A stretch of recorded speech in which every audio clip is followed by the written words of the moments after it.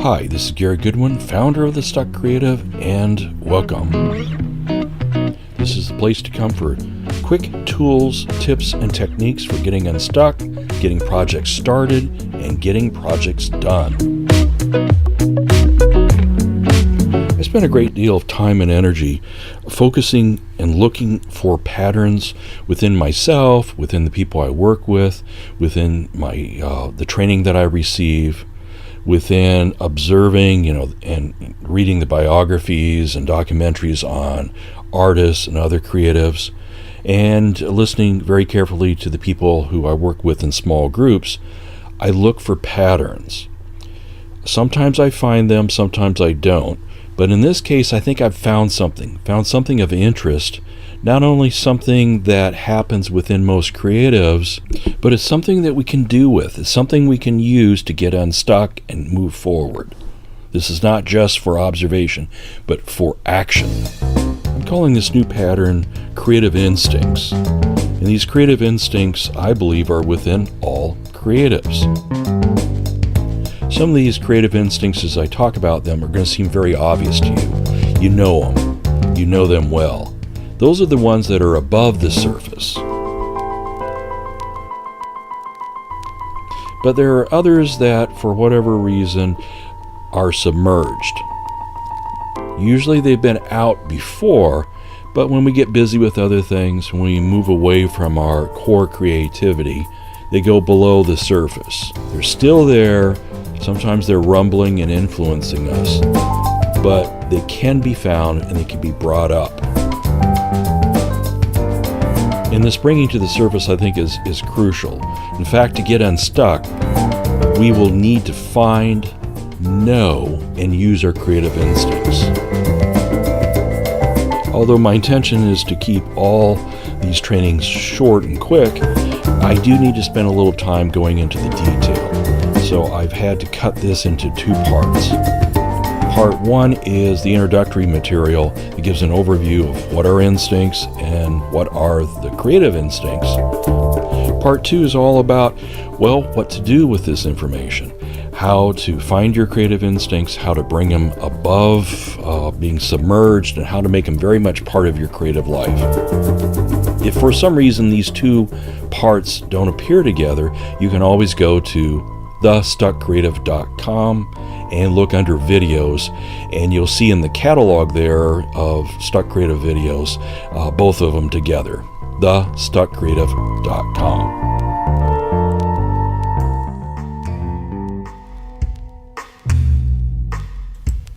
It wouldn't hurt if we just took a moment to brush up on our understanding of what instincts are. We all know about instincts, but let's just take a second. If we turn to a dictionary, if we turn to any dictionary, we're going to find something like instincts are a natural or an inherent aptitude, or a natural or inherent impulse, or a natural or inherent capacity. The dictionary says it's a largely inheritable or unalterable characteristic. I'm going to break away from the dictionary and just say maybe it's also an early influence, or an early, something that grabs us, that seems to stick with us, that's not very alterable later. Certainly we know that instincts run not through our thinking, not through our careful planning, not through our logic, but they run outside of reason. Dictionary says, tendency to have complex and specific response to stimuli without involving reason. Related to that is behavior that is mediated by reactions below the conscious level. In other words, it's unconscious. It's out of our grasp. It's residing somewhere else. And we all know that with instincts, besides some limitations, some downsides, instincts also provide a gift.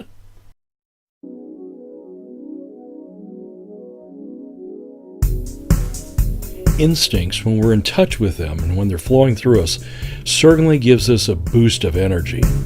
And energy is not a small matter, considering that most stuck creatives are doing all sorts of other things in addition to their creative work.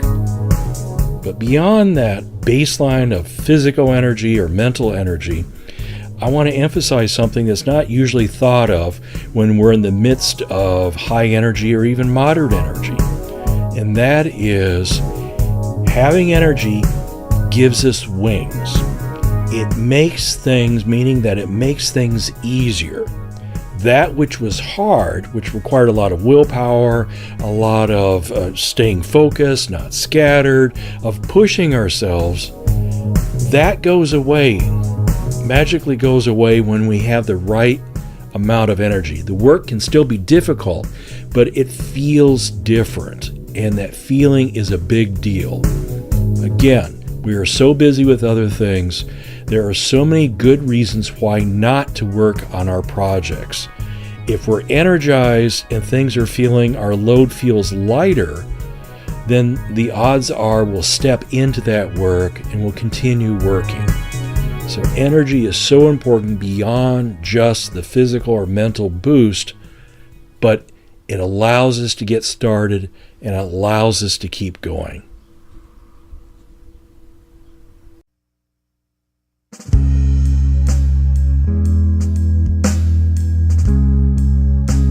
Instincts give us another gift. Because they're so compelling, they're going to give us direction. It's going to give us a direction to focus on, a direction to go, a direction that is very helpful, especially in the beginning when everything is so ambiguous, so confusing. We don't really know what our next steps are. If we follow our instincts, then we will have a place to go and we'll feel much more powerful. We'll feel as though we have a purpose. We'll feel that we're connected to our work. We're connected to ourselves. It's going to give us a stream to get into, to flow with, at a time when we are making our own way in the world and we don't have a lot of directions to follow. This one will give us a commanding and compelling direction.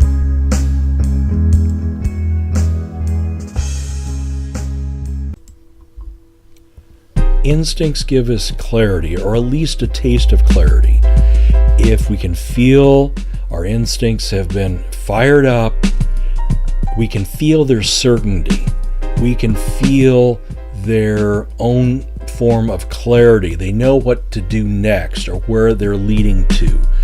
There is no second guessing. There's no just sort of hanging out. If we're following an instinct, it knows where to go. It's similar to giving us direction, but there's something that's so clear about that. It's beyond reason. It's beyond thinking. It comes from somewhere else, but it's not wishy-washy. It is sharp and clear.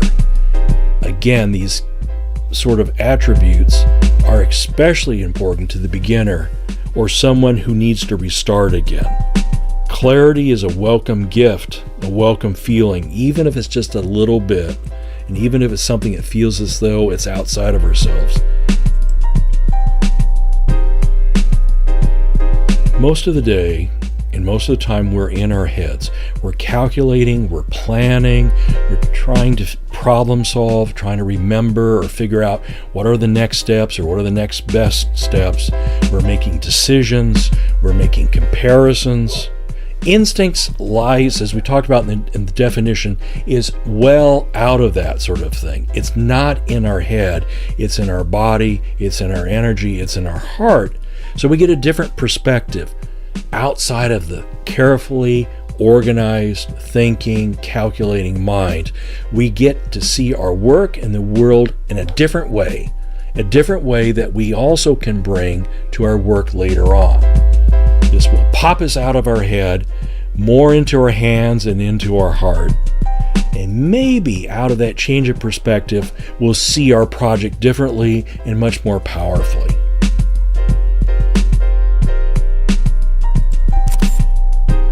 Instincts are commanding, and they will command us to not just give a little piece, not just a little bit, but if we let ourselves go and focus on these positive instincts, creative instincts, it's going to pull us inward. It's going to pull us inward, not to our own thoughts, but into this instinctual energy into creativity, into a compelling interest in our project right at hand. Not off in the distance, not off in the past, but right here now. And the more we focus, the more we go into it, the more welcoming it is, and the more we discover there is to focus on. Okay, no more talk. Let's get to what I think are the creative instincts. The first is the desire or the habit, the long-term habit of watching the flow of life. And it's not just the flow of life outside of oneself, but it's also the flow of life through one's body, through one's heart, through one's hands, through one's head. It's looking for something. It is watching what's going on. Now, it would be easy to assume, isn't everybody doing that? Of course everybody's doing that, we think. It's not true. Creatives they take something, they're alchemists. They look around the world, they're looking for something that catches their eye, something they can grab a hold and alter and change. Maybe some people watch all the time, they just watch and watch, but they never spot anything. They never spot that alchemical something to start with, that base metal or a base material to start to shape. So the creative has the instinct of being watchful, being waiting and watchful, but also has the ability of, out of all that comes at us day in and day out, to spot something. And once something is spotted, it is not just, oh, that was interesting, off it goes, but to allow it to captivate us, to fascinate us, so it holds on to us and we hold on to it for a period of time. We don't just let it pass by. For the creative, there's an instinct to bring it beyond just being fascinated, the experience of it, but to bring it down to earth. And what I mean by bringing it to earth, sort of pulling it out of the heavens, is that we are going to give it form. But first, we need to come and bring it down to earth. We bring it to earth because we want to give it earthly form. Earthly form could be something that is very physical, a sculpted piece, a painting, even a photograph. Or it could be something that has to be performed by us, earth beings, in performance or sharing or the conveying of ideas like this presentation. It's going to be formed by the creative who's brought it to earth. But for the creative, it's not enough to bring it to earth, to give it some form, but to give it a specific form. The creative vision requires a specific form.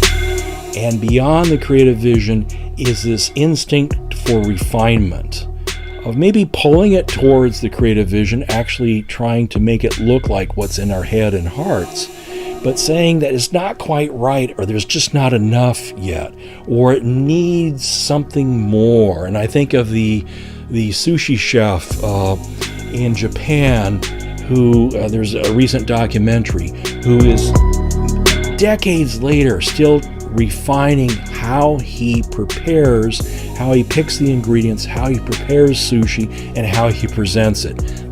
The job is not done. The form making is not over. Even though it's decades later, there's still room for something else, something that had been missing. Now it can be found.